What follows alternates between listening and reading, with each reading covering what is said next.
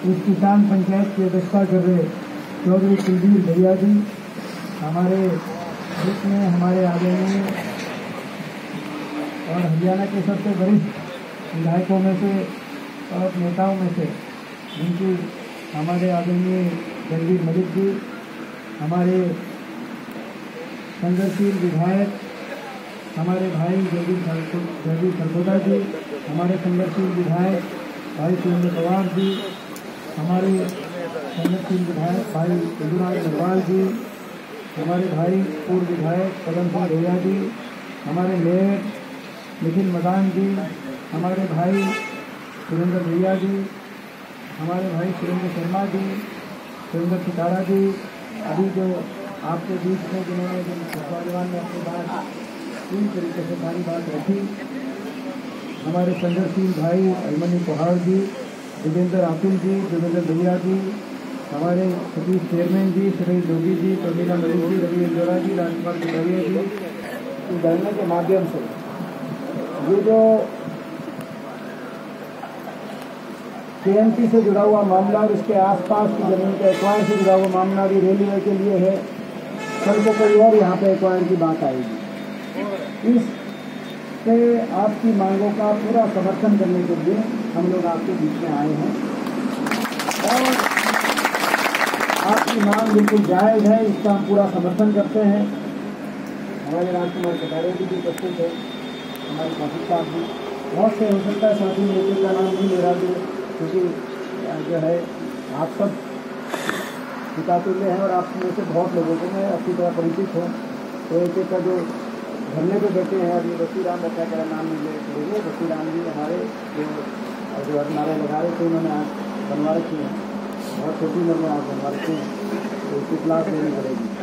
तो अपना जो है ये अपना तो खैर आपकी मांगों का पूरा समर्थन करना हमारा। बीच में भी मिले आपका प्रतिनिधि मंडल मिला, दिल्ली भी मिला, रोहतक भी मिला, सोनीपत में भी मिले और हमने टाइम टू टाइम उस बात पे आपकी मांगों का समर्थन किया। लेकिन आज एक धरने पे एक औपचारिक रूप से समर्थन करना है क्योंकि आपकी जो मांग है वो जायज़। दो बातें हैं आपकी मांग में, दो बातें जुड़ी हुई हैं, जैसे अभी भाई अभिमन्यु ने ये बात बताई।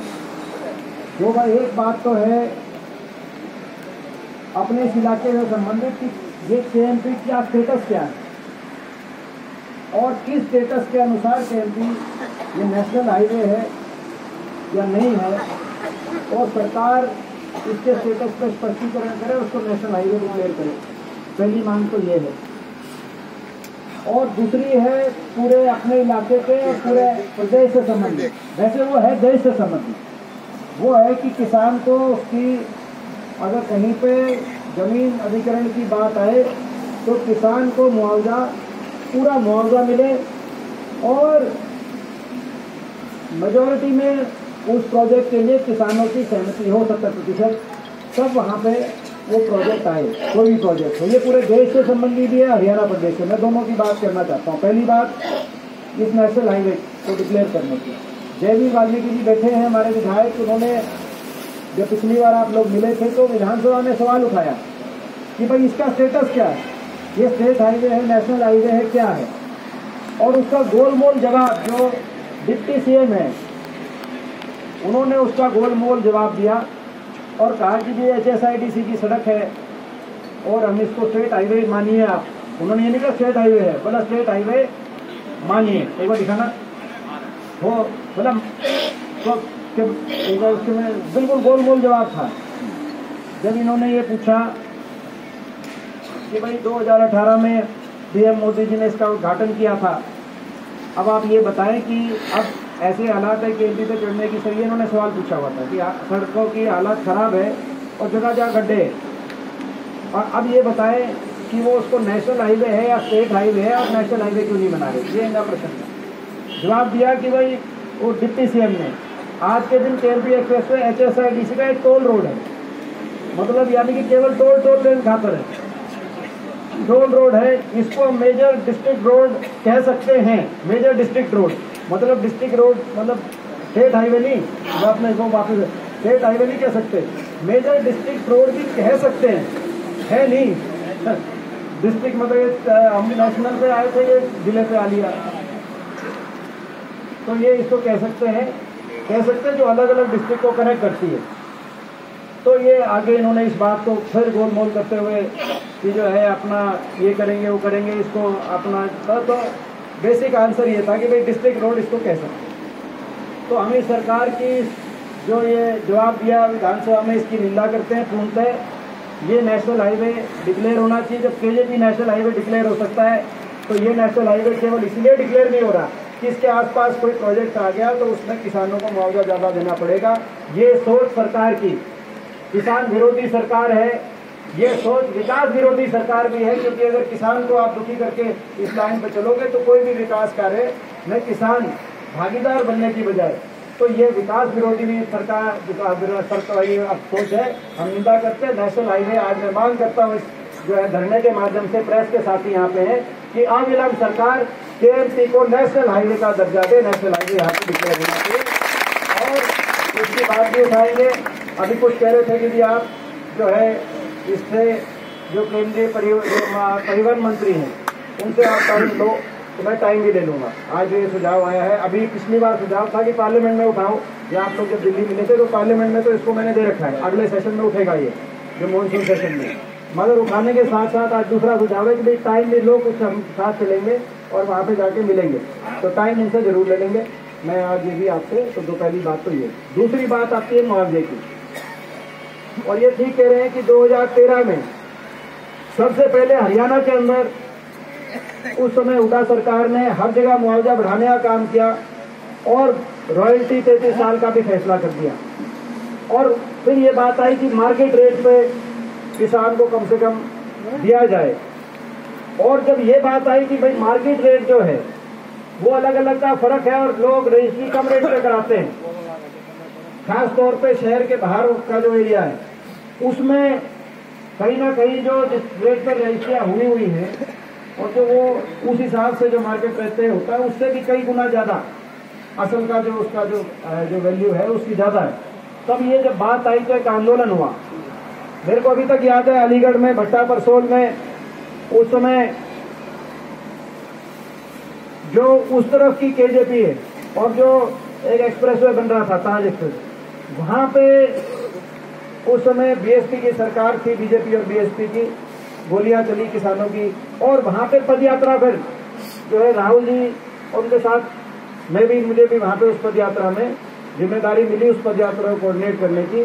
और वहाँ से हमने पद यात्रा पूरी उसके जो एक्सप्रेस वे था उससे पद यात्रा चलते हुए और जो है हम अलीगढ़ तक गए। अलीगढ़ में जनसभा करी 2013 की बात, 12 की बात। और 12 में वहाँ पर ये कहा कि भाई केंद्र में सरकार है, यूपीए सरकार, कितने ही बड़े बड़े उद्योगपति घराने रास्ते में आ जाएं, लेकिन हम कानून बनाएंगे जो 125 साल पुराना भूमि अधिग्रहण का अंग्रेजों के समय का कानून है उसको खत्म करके नया कानून बनाएंगे, किसान के हक में कानून बनाएंगे।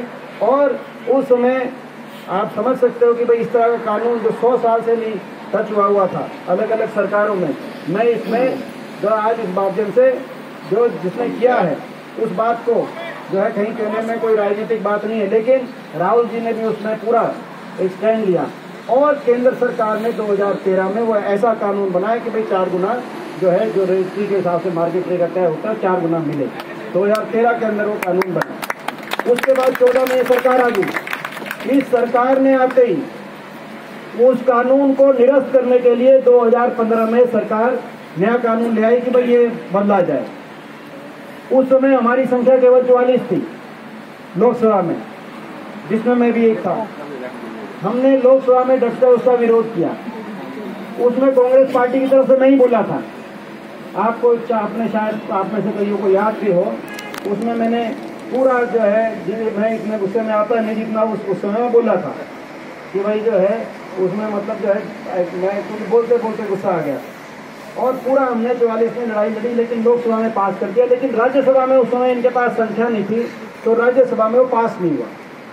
मगर इन्होंने एक और चीज फिर करी, इन्होंने देख लिया ऊपर तो पास करेंगे तो राष्ट्रीय मुद्दा बनेगा। इन्होंने फिर एक नीचे एक अपना उसमें निकाल दिया अधिनियम कि भाई ये प्रदेश सरकारें अपने लेवल पर करेंगे। और जहां जहां बीजेपी की सरकार थी वहां धीरे धीरे इन्होंने उसको कानून को तोड़ मरोड़ के इस रूप में ले आए और ये कहते ये थे कि भाई हम इसको तोड़ रहे इसलिए कि भाई 4 गुना में मार्केट से भी कई गुना भाव हो जाता है। उस पर भी हमने कहा कि अगर ऐसी बात है तो एक कमेटी बन के अगर माल जो है कहीं पे ऐसा है तो कमेटी बन के उसको करे, मगर ये आप कानून को मत करो। मगर इन्होंने कानून तोड़ दिया, 70% वाला भी छोड़ दिया, मार्केट रेट चार्जने वाला भी छोड़ दिया। तो ये जो है ये बात मैं जो भी बताई थी इसके अभिमन्यु जी जो बता रहे थे उनको उन्होंने कहा कि आप बता के जाना, तो इसीलिए मैंने ये बात का विस्तार से जिक्र किया है। तो इसके ये जो सोच आई, मैं धन्यवाद करता हूँ उस समय चौधरी उपेंद्र सिंह हुड्डा जी का कि हरियाणा में ये बढ़ाने की सोच आई, जिसको उस समय कांग्रेस के हाईकमान ने टेकअप किया और कानून को बदला। और आने वाले समय में मौका मिलेगा तो किसान की लड़ाई देखो, हरियाणा में तो सरकार आएगी तो यहाँ तो करेंगे मगर सेंटर में भी देखो कोशिश तो करेंगे। अगर सेंटर में मौका मिलेगा तो जो कानून हम ही ने बनाया था तो मोदी ने तो जो है मोदी सरकार ने तो जो किया तो उसके लिए हम वहाँ लड़ाई करेंगे। अब हाँ जी हाँ ये बात तो ये बिल्कुल मतलब स्पष्ट रूप से मैंने बात बताई कि हरियाणा में तो क्योंकि प्रदेश सरकारों पे छोड़ा हुआ है, हरियाणा में तो करेंगे ही करेंगे ये जो है। और उसके साथ साथ केंद्र में भी अगर जो है लोगों देखो 2024 में केंद्र में भी अवसर मिले, मैं तो मुझे विश्वास है देखो जो है अपना मुझे विश्वास है हरियाणा का तो फैसला हो चुका है, हरियाणा में तो फैसला हो चुका है। पिछली बार भी फैसला हुआ पड़ा था, इनका बीजेपी का 75 पार नारा था, टीवी 85 पार दिखा रहा था। हरियाणा का मतदाता लेकिन कुछ और चाह रहा था, हरियाणा का मतदाता पिछली बार भी बदलाव चाह रहा था, लेकिन धोखा बन गया। जो है आपको पता है बहुत नजदीकी चुनाव था, केवल 3900 वोटों का फर्क था बीजेपी में कांग्रेस में पिछली, और 3900 वोट हमारी ज्यादा आती, 3900 वोटें गाँव की होती, वो हमारी ज्यादा आती तो हमारी 36 सीट थी और बीजेपी की 35 सीट थी। लोग इनसे खुश नहीं थे पिछली बार, तो बदलाव पिछली बार भी होता रह गया। लेकिन हरियाणा में बदलाव निश्चित है, इसमें कोई दो राय नहीं है। और मुझे विश्वास है कर्नाटक का जिस दिन नतीजा आएगा उस दिन दिल्ली में भी बदलाव की दस्तक आ जाएगी, दिल्ली के अंदर भी बदलाव। तो उसके बाद तो ये तो दूसरी बात होगी। अब दूसरी बात जो है वो किसान आंदोलन की है, और जो हमारी बेटियां आज आंदोलन कर रही हैं, आज हमारी बेटियों के आंदोलन की, इसमें मैं ज्यादा नहीं लंबी बात नहीं, क्योंकि आज हमारा एक और कार्यक्रम भी है। हाँ भाई। और मुख्य मुद्दा अपना जो था उस पर हमने मैंने विस्तार से बात की, लेकिन आप इसमें थोड़े गए को ज्यादा समझना। आपका बेटा हूं, आपका बच्चा हूं, आपके बीच में मैं एक बात कहना चाहता हूं। मैं 19 साल से देश की सबसे बड़ी पंचायत का सदस्य हूँ। जैसे आप यहाँ पंचायत में बैठे हैं, दिल्ली में देश की सबसे बड़ी पंचायत बैठे, मैं अपने आप को सौभाग्यशाली मानता हूँ कि शायद देश में मेरी उम्र में इतना अवसर शायद देश में 43-44 की उम्र में किसी को इतना अवसर ना मिला हो। मैं बहुत सौभाग्यशाली हूँ, लोगों का बहुत आशीर्वाद रहा है। लेकिन इस समय में, इस सफर में जो 1 साल किसान आंदोलन के समय उस देश की सबसे बड़ी पंचायत में मैंने जो देखा, वो दर्द मैं आपके बीच में कहना चाहता हूं। किसान आंदोलन, किसान अपने जायज हकों की मांग कर रहे, हम लाखों की तादाद में दिल्ली के बॉर्डर्स पे किसान बैठे, हर जगह, हर सारे देश में, खास तौर पे जिन प्रदेशों में सबसे ज्यादा प्रोक्योरमेंट होती है, न्यूनतम समर्थन मूल्य मिलता है, मंडी सिस्टम जिन प्रदेशों में ज्यादा, हरियाणा, पंजाब, पश्चिम उत्तर प्रदेश, वहां पे ज्यादा आंदोलन का जोर रहा। 750 किसानों के घरों के चिराग बुझ गए, हर रोज शव आते थे वापस इन घरों। हम शाम को जाते थे, उन परिवारों में जाके आंसू पोंछते थे। और मैं धन्यवाद करता हूँ कांग्रेस के विधायक दल का, हुड्डा साहब का, कि ये सबसे देश में सबसे पहले एक फैसला किया कि 2-2 लाख, ताकि ऐसा ना हो कि परिवारों को कोई भूल गया है, 2-2 लाख रुपए की राशि से मदद करने का जो है उनका काम किया। और ये भी मैं कहना चाहता हूँ, जैसे पिछली बार जब सरकार बनी, हुड्डा सरकार, जो कंडेला के हमारे 12 शहीद किसान जो थे उनके परिवारों में, चौटाला आर्मी जो कंडेला में गोलियां चली थी, उससे पहले जो चाहे वो कांग्रेस की सरकार रही हो, 90 के दशक में कारमा में, मडियाली में जो कांड हुए थे, उसमें जितने 6 किसानों के शहीद परिवारों को एक एक नौकरी देने का काम किया था।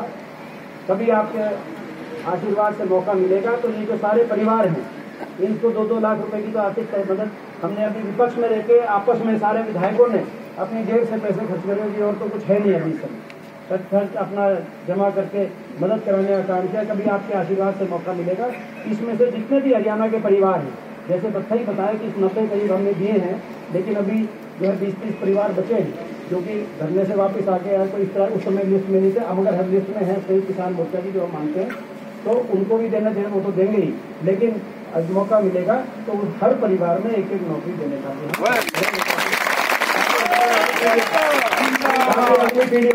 अगली पीढ़ियां ये भूल ना जाए इस संघर्ष को। ये संघर्ष आपका उनका सारा था। अगली पीढ़ियों को यह ना लगे कि भाई जो संघर्ष में किसी को नुकसान हो गया, कोई एक अगर चला जाता है तो अगली पीढ़ी उधर जाती है, तो कोई जिसका नुकसान हो गया उसको छोड़ दिया। तो ये ताकि ये संदेश ना जाए, ताकि अगली पीढ़ी कभी मुश्किल का समय है तो संघर्ष से पीछे ना। तो खैर मैं ये आपको कहना चाहता हूँ कि जब इनका दर्द लेके उस पंचायत में हम जाते थे, आज हरियाणा प्रदेश में 15 सांसद, 14 बीजेपी के, विपक्ष में एक पात्र सांसद के रूप में मुझे यहाँ इसमें अवसर मिला। मैं जब जाता था कहता था कि इनको किसान मानो, कहते थे किसान नहीं, क्या क्या कहते थे अभी मलिक साहब बता रहे थे, आप अलग अलग शब्द से कहते। मैं कहता था हमारे काका ताऊ बैठे हैं, हर गांव से बैठे हैं, आप इनको किसान मानो, इनकी मांगों को मानो। कहते थे नहीं किसान नहीं, ये तो उपद्रवी कहते थे, कोई चीन का बता रहा था, तो पाकिस्तान से बता रहा था, कोई खालिस्तान। तो फिर मैं कहता था कि चलो किसान नहीं, इनको इंसान मानो। आप इनकी बात नहीं मानते, कम से कम इतने घर उजड़ने लग रहे हैं, इतने किसानों की धरनों से शव वापस जा रहे हैं। हम एक एक घर में जाते थे, ऐसा घर बड़ौदा में हम पहुंचे, बड़ौदा गांव में 3-3 छोटी छोटी बेटियां स्कूल में, आधे किले का जो है जमींदार था। जब सर्दी ज़्यादा हुई तो उसकी डेथ हो गई। हम जब घर जाके गए बालू और हम बताने को हमारे पास शब्द नहीं थे। हम कहते थे कम से कम संवेदना के 2 शब्द आप कह दो। कोई आपका मंत्री, प्रधानमंत्री, तो कोई मंत्री तो कोई सांसद खड़े होकर ये कहते ये भी देश के नागरिक हैं। हमें दुख है भाई, धरनों पे किसी की तबीयत खराब हो जाती है तो पूरा प्रशासन में हड़कंप आ जाता है। यहाँ तो लोगों के सब वापस जा रहे हैं, इतने लोग बैठे हैं, कम से कम कोई खड़े होकर ये कह दे कि भाई हमें इस बात का अफसोस है, संवेदना, सहानुभूति। लेकिन सहानुभूति नहीं, वहाँ से मजाक और खिलियाँ और ताने और ऐसे शब्द, कोई देशद्रोही बताता था, कोई कुछ बताता था। उस देश की संसद में मैं 19 साल से मैंने कहा मैं मेंबर हूँ, मैंने हर तरह का समय देखा है। वहाँ पर लोग आपस में चर्चा करते, बहस करते, लेकिन उसके बाद बाहर आकर एक साथ चाय पी लेते हैं सेंट्रल हॉल में जो कैंटीन है पार्लियामेंट की। लेकिन वो एक साथ, मैं अपने बड़े बुजुर्गों के बीच में बताना चाहता हूँ, किसी के साथ चाय पीना या खाने पीने की तो दूर की बात है, इसलिए पानी पीने का जी नहीं करता था, क्योंकि अंदर सारे मिलके जो आपकी पगड़ी उछालने का काम करते थे, जो मजाक उड़ाने का काम करते थे, और मेरे को आप दिखते थे कि आप बैठे हो, मुझे जो है अपना, और मैं वहाँ से जाता था, बात उठाता था, और बिना पानी पिए गाड़ी में बैठ के या तो किसी धरने टोल पे आता था या किसी घर में जाता था, जिस तरह कोई जाता।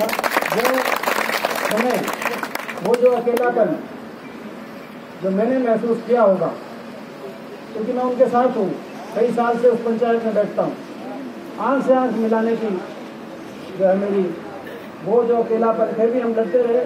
मैं अपने बड़े बुजुर्गों को इस बात के लिए मैं बधाई देता हूँ कि अंततः उस आंदोलन में जीत आपकी हुई है। प्रधानमंत्री जी को देश के सामने आकर आपकी जीत को स्वीकार करना पड़ा। आज उसी पार्लियामेंट में मैं अकेला ही सही, लेकिन आज मैं जाता हूँ तो छाती ठोक के जाता हूँ, और भाई उन्हें मैं आंख से आंख मिला के। मगर मैं ये जरूर कहना चाहता हूँ आपके बीच में कि भाई इस बात को, इस दर्द को आप समाज पहचानना। आप जो यहाँ से चुन के भेजो, पंचायत है, मैं किसी पार्टी का भी नाम नहीं लेता, मगर जो विधायक, जो सांसद आप चुन के भेजो, कम से कम ऐसे हों कि चंडीगढ़ दिल्ली जाकर आपको अगर चोट लगे तो दर्द की गवाही देने के लिए खड़े हो जाएं, उसका मजाक उड़ाने के लिए खड़े ना हो। अगर अब भी नहीं समझोगे तो आने वाली पीढ़ी को कोई जवाब देने के लिए हमारे पास नहीं होगा। ये मैं आपको कहना चाहता हूँ। आज चारों तरफ ऐसी सरकार आ गई, हर वर्ग का अपमान ये सरकार करती है और हर वर्ग को सड़क पे लाती है और सड़क पे लाके भी अपमान करती है। किसान बैठा रहा, किसान का तिरस्कार हुआ, कर्मचारी गया उन पेंशन लेने, कर्मचारी पर लाठीचार्ज हुआ, ग्रामीण चौकीदार सफाई कर्मचारी मानदेय बढ़ाने करनाल गया, उन पर लाठीचार्ज हुआ, आशा वर्कर आंगनवाड़ी बहनें करनाल में गई, उन पर लाठीचार्ज हुआ। सरपंच सोचते थे छोटी सरकार है हमारा कुछ नहीं जुड़ेगा, वो जब गए सरपंच गए तो सरपंचों की भी तसल्ली दिखाई। और जो है कोई ऐसा वर्ग नहीं, अहीर रेजिमेंट के लिए गुड़गांव में हमारे अहीर भाई बैठे हुए अपनी मांग उठा रहे थे, उन पे सरकार ने उनका अपमान करके उन पे पुलिस की कार्रवाई करने का काम किया। परशुराम जयंती मनाने के लिए पहरावर में हमारे भाई बैठे थे, वहाँ पर सरकार ने उनका तिरस्कार ऐसे एक। और अब हमारे खिलाड़ी बैठे, हमारे खिलाड़ियों का जो अपमान किया जा रहा है।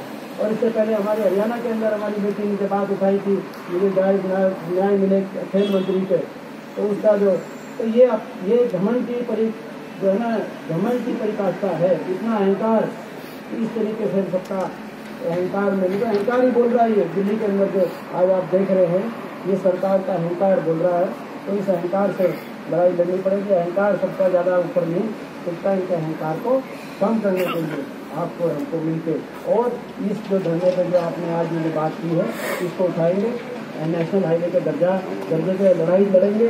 कोई मौका आया आपके आशीर्वाद से कांग्रेस पार्टी को तो दिलवाएंगे, बाकी तब तक लड़ाई लड़ेंगे। और भूमि अधिग्रहण कानून जो किसान के हक का जो कांग्रेस पार्टी ने बनवाया था उसको दोबारा से प्रदेश में देश में उस रूप में किसान के हक में कानून आए, उसके लिए भी लड़ाई लड़ेंगे। आप सबका बहुत बहुत धन्यवाद। 2 मिनट और बैठ जाओ, एक बार सारे